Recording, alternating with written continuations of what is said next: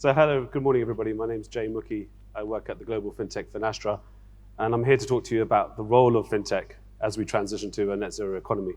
Before I get started, I'd just like to thank the Economist Impact for inviting me here, and also my fellow speakers for raising such important, thought-provoking and inspirational content.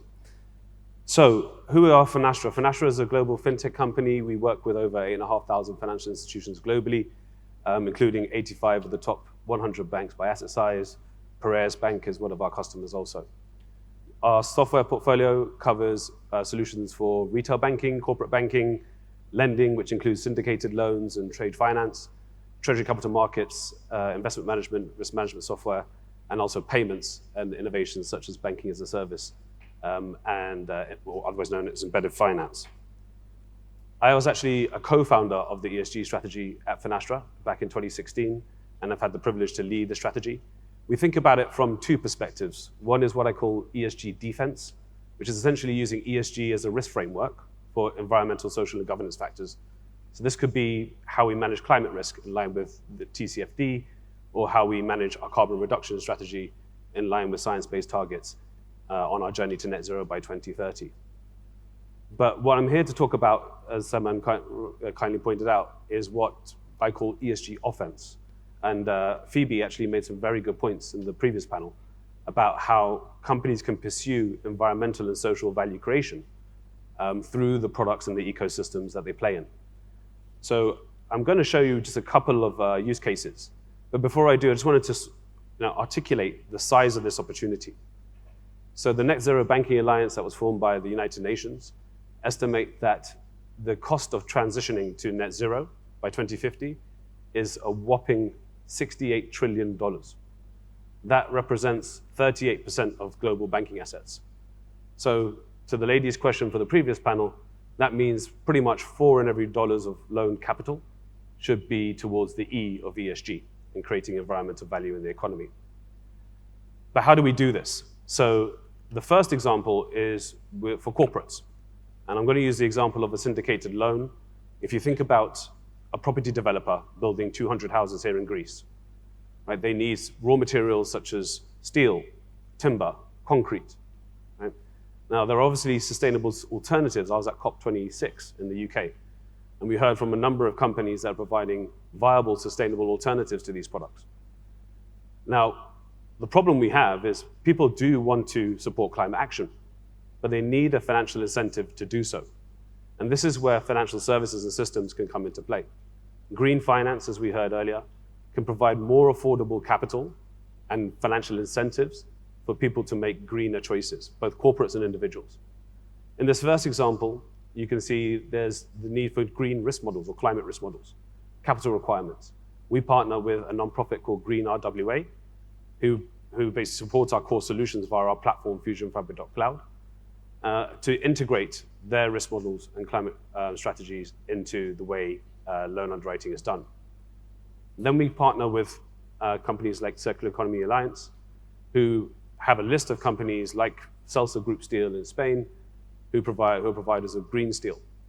And our green steel, instead of mining the earth for iron ore, collects scrap metal and puts it through an electric furnace as opposed to a blast furnace, and is 9 times more carbon efficient than traditional steel, but it's also more expensive.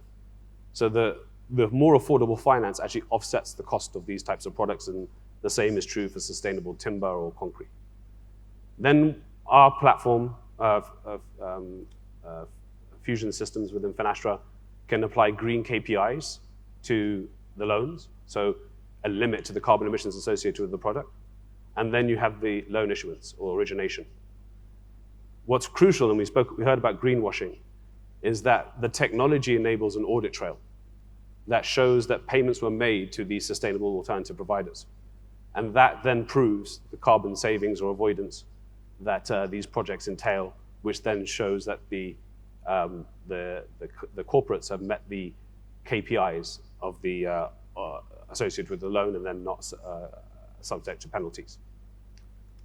The second use case is, and allow me, John, just to go on for maybe 30 more seconds, is what Piraeus Bank we're talking about. So we work with global institutions, and Piraeus Bank are one of the more progressive banks as it pertains to ESG and financial services. But the reason we think fintech is a solution for this is that we can provide the comfort that banks need to scale this internationally, this type of approach to solar lending or PV systems.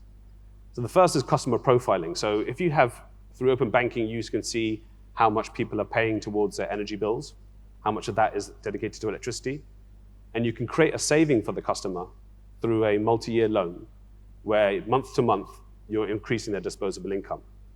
So the risk of default on the loan is very, very low, even if the credit score is not sufficient.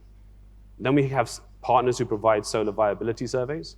So they can look at aerial imagery that is coming from Google satellites or